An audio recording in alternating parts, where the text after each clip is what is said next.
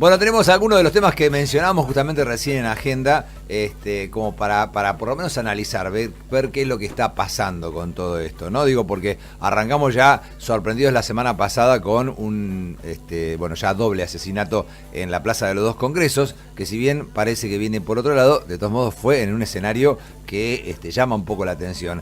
Ayer pasó lo de este muchacho de General Pinto, Francisco Muñiz, que quiso entrar a la Casa Rosada con una pistola, tiró el maletín con la pistola, cosas realmente muy raras, y aparte de eso algunas otras cosas más. Pero vamos a ver si vamos a entender o saber algo de lo que está pasando, conversando con el ex comisario y especialista en materia de seguridad, Luis Vicat. ¿Cómo le va? Buenos días.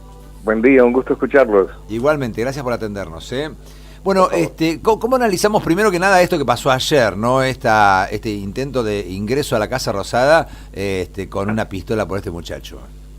Bueno, este intento en particular, porque ha habido varios intentos, el último fue hace unos meses con un vehículo automotor, sí, que también se frustró.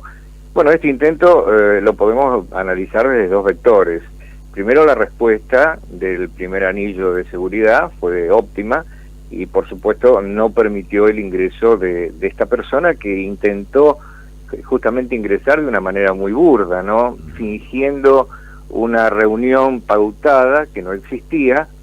Se sabe que el personal de seguridad inmediatamente, por lo menos del anillo exterior, de la guardia, digamos, de los ingresos, lo primero que hace es certificar la veracidad de las audiencias concedidas, y a partir de esto se le dijo que no. Allí viene una reacción absolutamente inexplicable, que es la de que el imputado ahora, Muñiz, arroja un maletín o deja violentamente un maletín y huye del lugar, con lo cual inmediatamente despierta la sospecha del personal policial, que lo detiene tratando de ingresar al subterráneo a pocos metros del lugar. Sí. Dentro del maletín, el personal de explosivos justamente actuó perfectamente siguiendo el protocolo, y desactiva por si hubiese algún mecanismo explosivo en el maletín, tomando los recaudos, y ve que hay un arma de alto poder, calibre 44 Magnum, pero sin balas. Y a partir de esto, el detenido ahora ensaya una explicación de que quería llamar la atención por un tema de conexión o desconexión con su hija, por un problema familiar. Era un vendedor que ya había frecuentado la Casa Rosada, o sea que el personal externo del anillo externo, de las rejas estas, lo tenía de alguna manera visualizado, y a partir de ahora se le realizarán análisis psiquiátricos, forenses, a ver si es punible de alguna, o es pasible de alguna sanción, o realmente tiene un problema serio mental, ¿no? Claro, porque la verdad que es cierto, ¿no? Llegar a esa situación porque ya no lo habían dejado entrar, era como, se expuso por exponerse, digamos. Es realmente llamativo que haya hecho lo que hizo porque sabía que lo iban a atrapar. Exactamente, pero además, a ver, uno siempre tiene que hacer una segunda lectura, sí, como los letreritos amarillos cuando las películas vienen traducidas. Es decir, ¿qué se buscaba con esto? Porque hay que ver el para qué también de las actividades de las personas. Con esto logró un mini estrépito mediático, pero no tiene efectos políticos. De última fortaleció la imagen de la custodia de la Casa de Gobierno. Así que realmente, si quería lograr algún otro fin inconfesado, hasta ahora no lo logró. Claro. Por eso realmente yo me inclino por algún desajuste de orden psicológico, psiquiátrico, y nada más.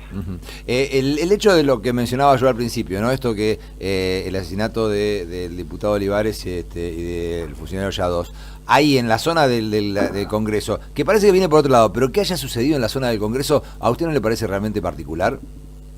Sí me parece que si bien el hecho ya está esclarecido prácticamente, sí, porque de todas maneras justamente los abogados defensores van a ensayar tácticas defensistas de desviación, etcétera, o de concentración de la culpabilidad en una sola de las partes, como se está intentando en este momento, pero de todas maneras creo que el hecho está esclarecido y responde a cuestiones de índole sentimental, pasional, y fruto de algunos códigos de ciertas comunidades en cuanto al honor y demás, que llevaron desafortunadamente y de la mano del alcohol también, a labilizar los frenos inhibitorios y cometer este hecho. Esto por un lado. Sí. Por el otro lado, que hasta aquí la reacción oficial fue buena.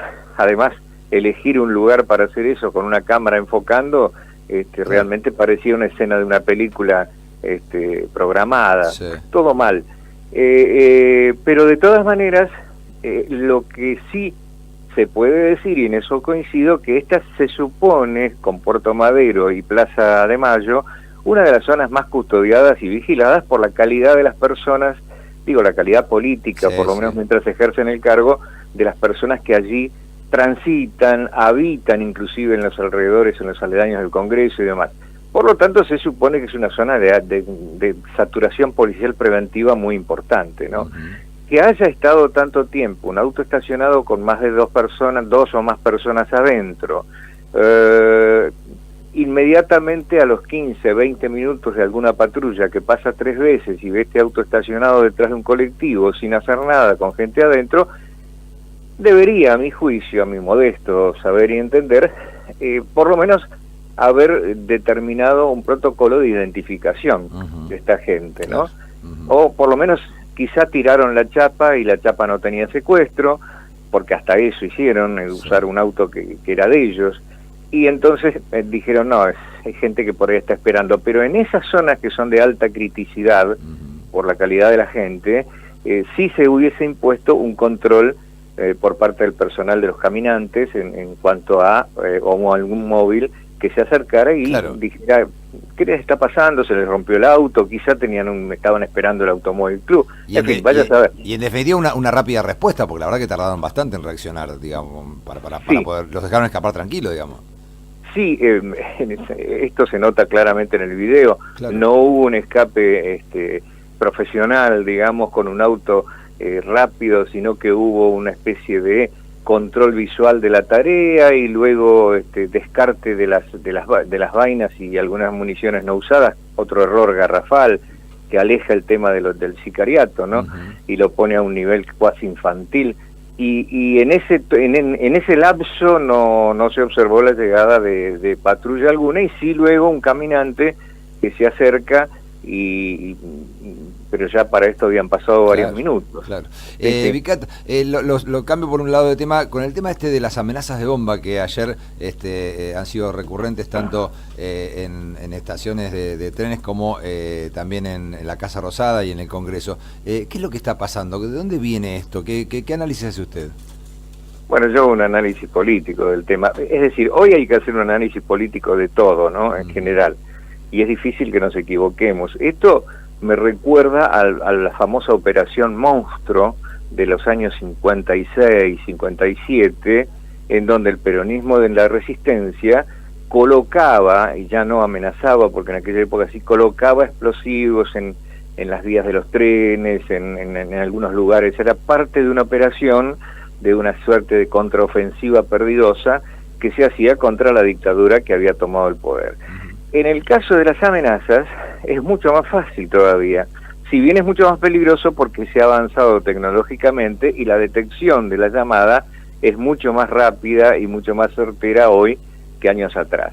Pero no obstante, esto lo que persigue es enervar el mal humor social, seguramente de las 100 amenazas que se deben recibir, porque inclusive la propia ministra reconoció que se reciben permanentemente amenazas, deben tener por una parte en un sector un hilo conductor, o sea, una autoría intelectual de base para sembrar esta situación de acá a las elecciones, como demostrando, porque la gente que llega tarde, la gente que le cierran el subterráneo, cuando cancelan el tren y todo esto, se frustra, y la frustración genera irritación, y esa irritación uno la tiene que focalizar en algo, y entonces lo focaliza en el Estado. ¿Qué Estado que no me puede proteger? Me cierran el tren cada 10 minutos y pierdo el presentismo, por ejemplo.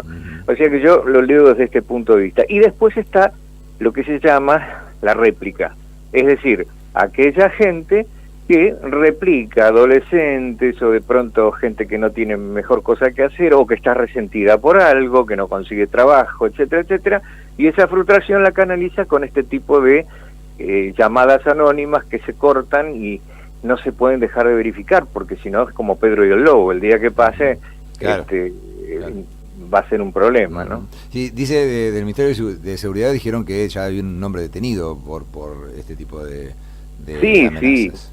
Sí, con la tecnología actual es muy fácil y muy rápido la ubicación de las celdas, en el caso de celulares, de las llamadas, o sea que esto de las llamadas dejó de ser una cosa impune. Antes era una estudiantina que se usaba cuando había un examen difícil en el secundario. Ha habido oleadas en ciudades del interior como Tandil, por ejemplo. El año pasado hubo como 40 alertas y la ciudad estaba paralizada. Protocolarmente no hay otra forma de actuar que no sea como se actúa. No se puede dejar. En realidad lo que produce es, a ver, en términos de atentado terrorista me voy a expresar, con muy poca logística se logra una gran repercusión. Es decir, con una llamada telefónica de menos de un minuto para evitar la detección y de algún celular de chip descartable, logramos parar un colegio completo, llenar una plaza, interrumpir calles de un microcentro, etcétera, etcétera. O sea que la relación costo-beneficio en este caso es para quien realizó la llamada, ¿no? Claro. Luis Vicat, le agradecemos realmente este rato con nosotros, ¿eh? Un gusto. Igualmente. Hasta luego. Un buen día. Luis Vicat es ex comisario y especialista en materia de seguridad, analizando un poco esto, lo que pasó ayer con este intento de ingresar a la Casa Rosada con un arma, el tema del asesinato, de los asesinatos en la Plaza de los Congresos y las amenazas de bomba.